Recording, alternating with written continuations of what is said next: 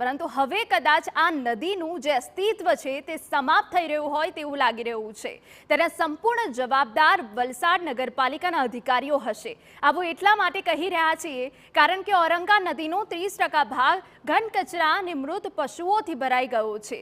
નગરપાલિકા શહેરનો જે પણ ઘન કચરો ઉંચકે છે તેનો નિકાલ લીલાપોર પાસે આવેલી ઔરંગા નદી પાસે કરવામાં આવે છે। સાથે મૃત પશુઓને દાટવાને બદલે નદીના પટમાં ખુલ્લામાં નાખી દેવાય છે, જેના કારણે દુર્ગંધ ફેલાય છે અને નદીનું પાણી પણ ભયંકર હદે પ્રદૂષિત થઈ ગયું છે। હાલ ચોમાસાની મોસમ છે ત્યારે આ કચરો અને મૃત પશુઓ પાણી સાથે તણાઈને આસપાસના ગામ અને વિસ્તારમાં આવે છે તેવી ભીતિ પણ સર્જાઈ છે। ગ્રામજનોમાં વલસાડ નગરપાલિકા સામે ખૂબ રોષ છે। અધિકારીઓને ખાલી એસી ઓફિસમાં બેસવામાં રસ છે, યોગ્ય કામગીરી કરવામાં નહીં તેવા લોકોએ આક્ષેપ લગાવ્યા છે। સાથે નદીમાં ગણેશજીની પ્રતિમાના વિસર્જન સમયે વિરોધ કરનાર પર્યાવરણવાદી સંસ્થાઓ સામે પણ સવાલ ઉઠાવ્યા છે કે ઔરંગા નદી ભયંકર હદે પ્રદૂષિત થઈ ગઈ છે। વરસાદમાં મૃત પશુઓ અને કચરો ગામમાં તણાઈ આવે તેવી સ્થિતિ સર્જાઈ છે, ત્યારે ક્યાં છે તંત્ર અને ક્યાં છે સંસ્થાઓ? આ મુદ્દે તંત્રએ શું કહ્યું એ પણ સાંભળી લો।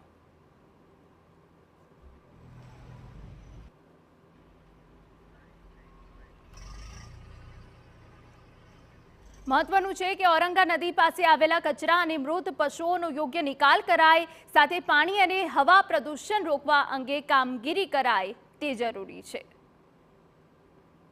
30% એકદમ કચરો ઠાલવી નાખી નદી જે લોકોએ પેક કરી દીધી છે અને ત્યારબાદ જે કચરો જે ભરતીના પાણીથી તો અત્યારે થોડો આવતો છે, પણ ઉપર વરસાદના લીધે જો એ કચરો આવે તો પૂરમાં બગડાખૂટ ગામમાં કચરો પસરી જાય છે।